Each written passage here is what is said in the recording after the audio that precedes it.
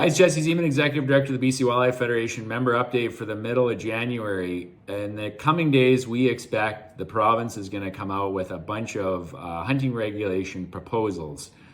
These proposals happen every 2 years. The difference with this one is we expect a bunch of regulation proposals which are socially engineered, i.e. not science-based or conservation-based. That presents a number of challenges for the future and the sustainability of fish and wildlife. Also for folks who live in British Columbia and like to go hunting and fishing. We will be supporting our membership and the public with as much data and evidence as they need. The important thing here is to make sure that your voice is put down and recorded, that you reply to these hunting regulation proposals, and that you engage your MLAs. We've been talking about science-based wildlife management for decades here in British Columbia. We've invested hundreds of millions of dollars into that. We have ongoing research projects, really challenging times for folks who care about science here in British Columbia, because it sure seems like the province is making a left-hand turn on a number of commitments and a number of fronts as it relates to taking care of the sustainability of fish and wildlife, and also British Columbians' opportunity to go out and sustainably hunt and fish. In the media, we've spent a lot of time working on invasive mussels and whirling disease. We discovered a few weeks ago that Canada had defunded its part as it relates to the surveillance and mussel inspection stations across the province. We also found out that Fortis has eliminated its funding and that BC Hydro has reduced its funding.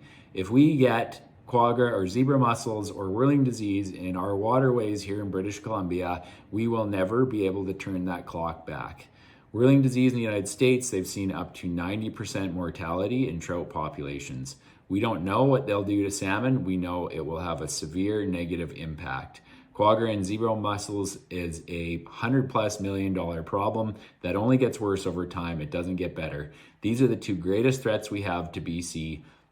Fortis is nowhere to be found. BC Hydro is reducing its funding, and worse and most importantly is the government of Canada is absolutely nowhere to be found on this file.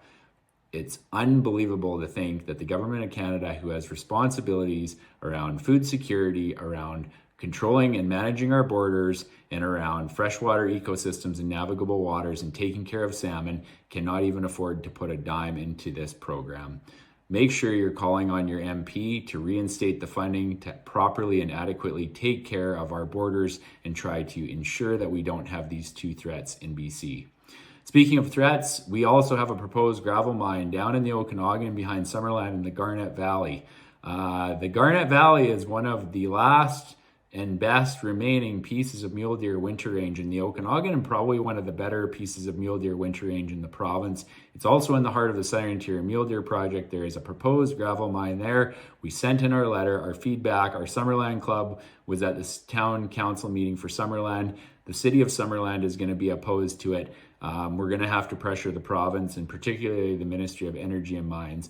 The other interesting thing that we found out is that the wildlife branch wasn't even in the loop on this gravel mine until it was flagged from one of our articles that ended up in the media. So, the head isn't talking to the tail right now, and what we really need to prioritize is taking care of mule deer in this area. On the good news front, our conservation lottery in 50/50 has gotten a bunch of press coverage. Our 50/50 now is over $280,000. You have 2 weeks left. The countdown is on. Thank you for everyone who's supported it so far.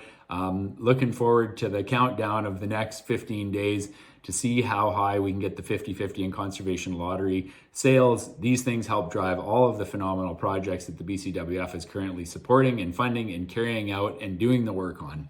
In the world of fish, fishing, wetlands, and water, we met with MP Lisa Marie Barron out of Nanaimo. We met with MP Mel Arnold out of the Shuswap recently, and we met with the Regional Director General of DFO, Ms. Chambers.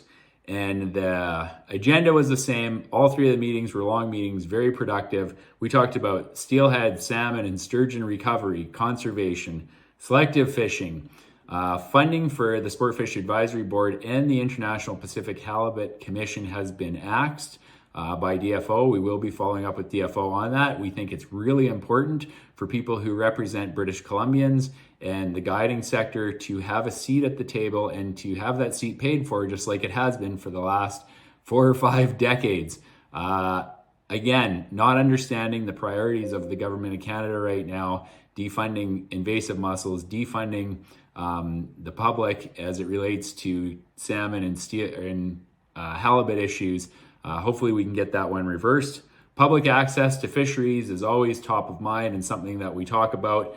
Pinniped management is also something that the Standing Committee has supported. We had positive conversations with everyone about that and moving towards a managed seal hunt. Bill C-21 and firearms are always on the list when we talk to federal officials. The other piece for all of our members in our clubs, convention and AGM is rapidly approaching. It's April 11th to 13th in Kelowna. Early bird registration ends at the end of January. Make sure you get your delegates signed up. Please send your youth. We're looking forward to a really great youth program. We have some volunteers here who have offered to take some kids out fishing on Okanagan Lake for one of their excursions. So please make sure we get the young people showing up at the convention in Kelowna, and for all of the clubs, make sure you get your registration in by the end of the month. Nominations for board members for this year's election are available online. If you know someone who's keen and interested in fish, wildlife, habitat conservation and public access and sport shooting, please submit their name to get them in for the vote. Annual award nominations are open as well. Please get those in. I want to say thanks to Wood Wheaton for their donation of a pickup truck to the Conservation Lottery. Really appreciate it. As said, the 50-50 right now is over $280,000. You have until the end of January to get your tickets. Please keep supporting us as we go. Share it with your friends and family. And actually, I see a note. It looks like it's over $290,000. The winner would take half of that. So things are going well. Please keep supporting us. We really appreciate it. To close out, very concerned about this shift away from science-based wildlife management. We ask that all of these hunting regulation proposals be shared with the provincial hunting, trapping, and angling team. They were not. We don't know everything that's in there, but we are definitely concerned. So when you see them, please make sure that you focus your energy on the province of BC. That's where the change needs to come from. Provincial politicians need to understand how important science-based wildlife management is to all British Columbians, and currently it appears that they don't. Thanks a lot. Talk to you in a few weeks.